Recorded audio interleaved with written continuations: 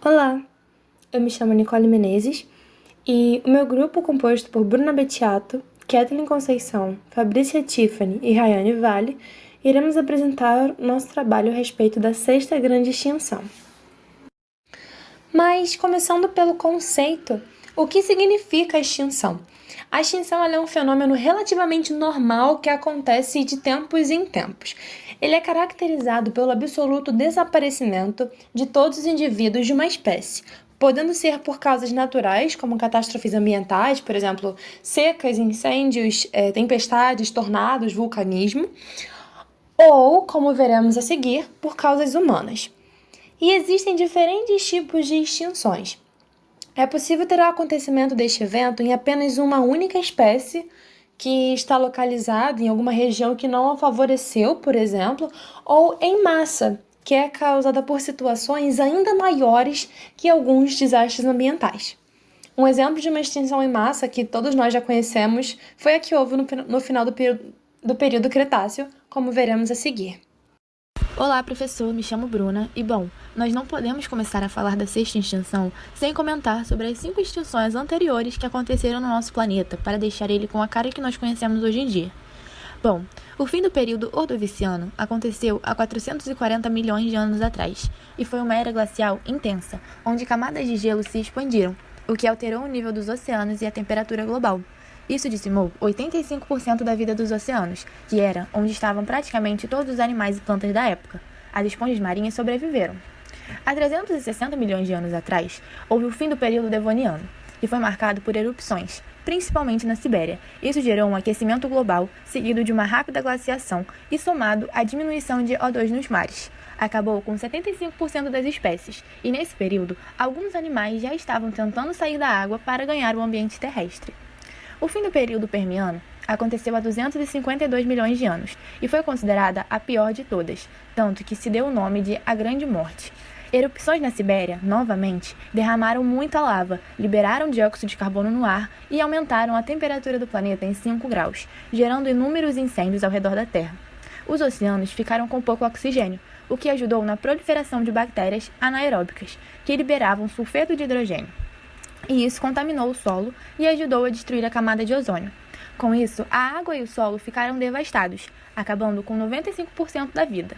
Os animais que sobreviveram foram alguns dos dinossauros. O fim do período Triássico aconteceu há 252 milhões de anos e foi um forte aquecimento global mais erupções de vulcões, que estavam onde hoje é o Atlântico. Nessa época, os continentes eram bem próximos ainda e foi considerada menor, dizimando apenas 50% dos animais. O fim do Cretáceo foi a última, aconteceu há 65 milhões de anos, e foi a que todos nós já ouvimos falar. Um asteroide de 10 quilômetros de diâmetro bateu na Terra, criando uma nuvem de poeira, jogando ácido sulfúrico no ar, o que bloqueou os raios solares, ficando muito frio. Tsunamis e chuvas ácidas se tornaram frequentes por todo o planeta, e 75% das espécies foram extintas. Um grupo de dinossauros sobreviveu, e é o que hoje se diferenciou nas aves. Olá, eu me chamo Kathleen e irei falar inicialmente um pouco sobre o antropoceno. O prefixo grego antropo significa humano e o sufixo ceno denota as eras geológicas. Olá, eu me chamo Kathleen e irei falar inicialmente um pouco sobre o antropoceno. O prefixo grego antropo significa humano e o sufixo ceno denota as eras geológicas. Ele é caracterizado pela presença e ação humana, como descrito no slide. Este é, portanto, o momento em que nos encontramos hoje, a época dos humanos. Agora irei falar um pouco sobre a sexta extinção, que está acontecendo nesse exato momento, e o principal motivo são as ações humanas. O planeta Terra tem. Agora irei falar um pouco sobre a sexta extinção, que está acontecendo nesse exato momento, e o principal motivo são as ações humanas. O planeta Terra tem seu equilíbrio e, através da falta de sustentabilidade, ele está atingindo o colapso desse equilíbrio. Tudo começou após a primeira Revolução Industrial, com o uso das máquinas, combustíveis fósseis e o aumento do consumo dos recursos naturais. O crescimento da população também é um problema, pois quanto mais humanos, mais consumimos do planeta.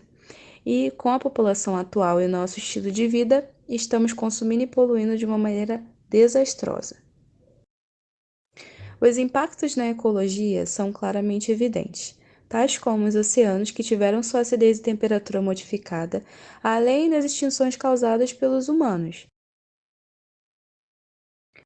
Os impactos na ecologia são claramente evidentes, tais como os oceanos que tiveram sua acidez e temperatura modificada, além das extinções causadas pelos humanos. Todo esse desequilíbrio resulta na perda de muitas espécies, e um exemplo visível disso são os corais. Os animais terrestres sofrem devido à perda das florestas que estão sendo cada vez mais desmatadas, extinguindo o habitat natural das espécies que, por sua vez, acabam morrendo. O impacto humano tem sido tão grande no nosso planeta que até mesmo os nossos polos têm sofrido com isso, e o resultado são os descongelamentos dos mesmos, reduzindo a O impacto humano tem sido tão grande no nosso planeta que até mesmo os nossos polos têm sofrido com isso, e o resultado são os descongelamentos dos mesmos, reduzindo assim o nosso equilíbrio, pois eles refletem boa parte da luz solar e ajudam a manter a temperatura estável. Com o seu desaparecimento, o aumento do nível do mar, temperatura e perda de espécies irá acontecer.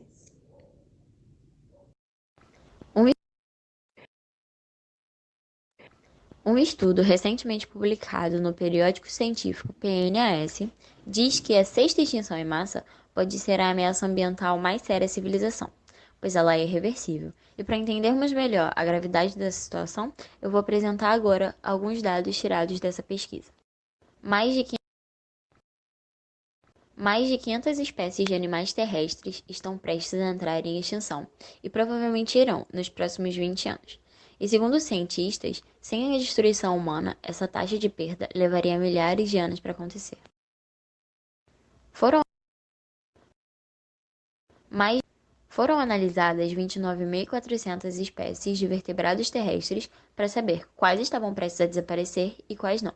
Espécies que possuem menos de 1.000 indivíduos são consideradas espécies prestes a entrar em extinção. Foram identificadas nessa situação 515 espécies, e metade delas possuía menos de 250 indivíduos. Apenas entre os anos de 2001 e 2014 foram extintas 173 espécies. Esse número de 173 espécies representa 25 vezes mais extinções do que esperaríamos sob a taxa normal de extinção, disse Gerardo Gonzalez, professor de Ecologia da Universidade Nacional Autônoma do México e um dos autores do estudo. Estamos perdendo espécies muito mais rápido agora do que nos últimos 2 milhões de anos.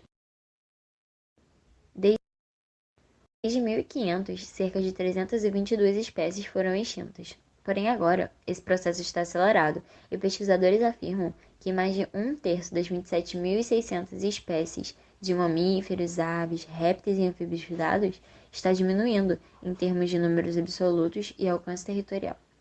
Modelos matemáticos prevêem que, até o ano de 2100, a quantidade de gás carbônico nos oceanos será suficiente para causar um colapso no ciclo de carbono.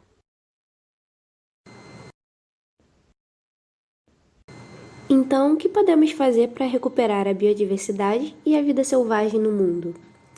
Para isso, algumas medidas precisam ser tomadas, como parar o crescimento populacional, melhorando a saúde e a educação no mundo, juntamente com as oportunidades, as taxas de natalidade diminuem e o número populacional se estabiliza.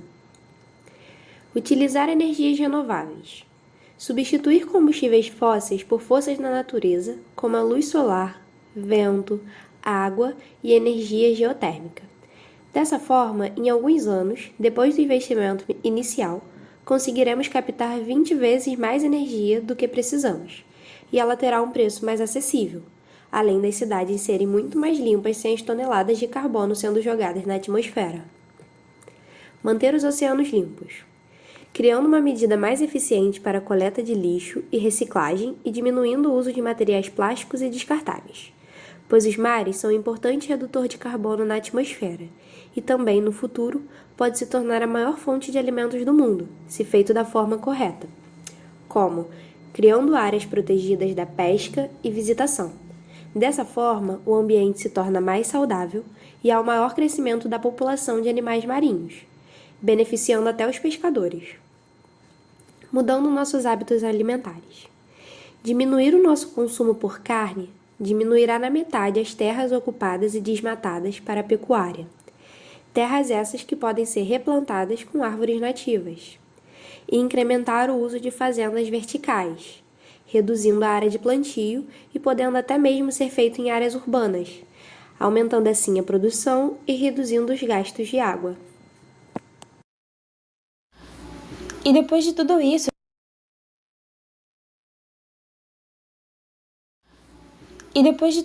a gente consegue perceber que houve diversos fatores que foram capazes de ser a razão de extinções em massa durante diversos períodos.